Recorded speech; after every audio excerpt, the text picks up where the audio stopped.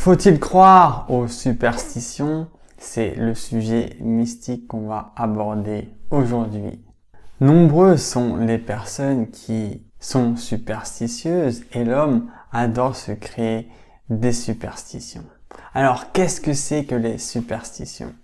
Alors, il y a plein de superstitions comme ça qui existent.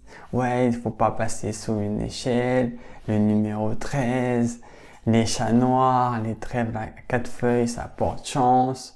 Il faut pas que le marié voie la mariée dans sa robe avant le mariage, avant la cérémonie. Plein de superstitions, de malchance auxquelles beaucoup de personnes croient.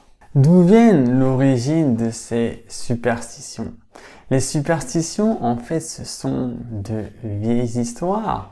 Des histoires qui, comme par exemple le chat noir ou cette histoire au monde du Moyen-Âge où le chat noir était associé au diable, à la sorcière, et le chat noir portait donc malheur. Ce sont en fait des histoires, des rituels que l'homme s'est créé à travers l'histoire. Alors moi, malgré que je crois bien évidemment à tout ce monde de l'invisible, à toutes ces choses invisibles qu'on ne voit pas, je ne crois pas du tout aux superstitions.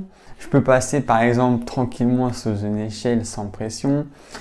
Je peux caresser un chat noir sans me dire ouais, il va me porter malheur, etc.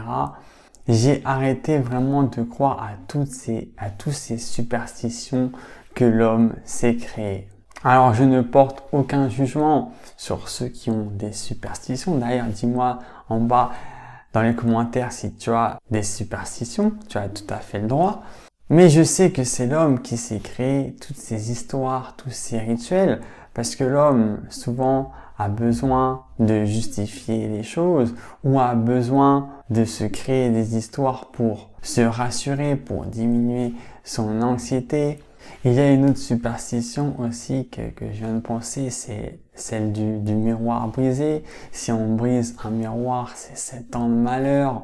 Plein de cultures comme ça où les civilisations relient par exemple le miroir avec une partie de notre âme. Donc si on brise le miroir, il y a une partie de notre âme qui part, qui disparaît. Et donc moi, je m'identifie pas à tous ces superstitions parce que je sais que c'est l'homme qui s'est créé ses propres histoires. Après, il y a la superstition du vendredi 13 qui porte malheur. Cette superstition du nombre 13, elle vient du fait que au dernier repas de Jésus, ils étaient 13 et le 13e, c'est celui, il s'appelait Judas, c'est celui qui le mena sur la croix. Donc c'est pour ça que le nombre 13 porte malheur. Il y a tellement de superstitions comme ça à travers le monde. Ou par exemple aussi, je pense, l'histoire du pain retourné. Si on met le pain à l'envers sur la table, ça porte malheur.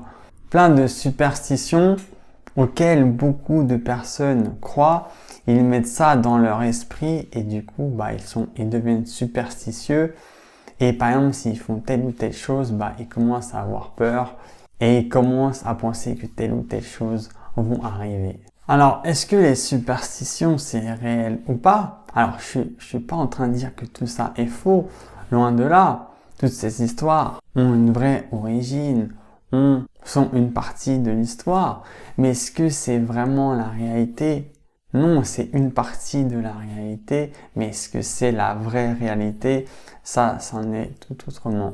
Donc après, c'est que mon avis personnel sur les superstitions que l'homme se crée par lui-même. Plus on croit en quelque chose et plus cette chose devient vraie. Donc si vous croyez, par exemple, que passer sur une échelle va vous porter malheur, si vous mettez ça dans votre esprit, passer sous une échelle, ça vous portera malheur. Mais si vous pensez que passer sous une échelle, c'est simplement passer sous une échelle, en fait, c'est vraiment nous qui croyons ce que nous mettons dans notre esprit. Crois-tu aux superstitions? Oui ou non? Dis-moi ça en bas de cette vidéo. Dis-moi d'autres superstitions qui te viennent en tête. Abonne-toi à ma chaîne YouTube pour pas louper mes prochaines vidéos. Et on se dit à très vite. C'était Alex. Ciao!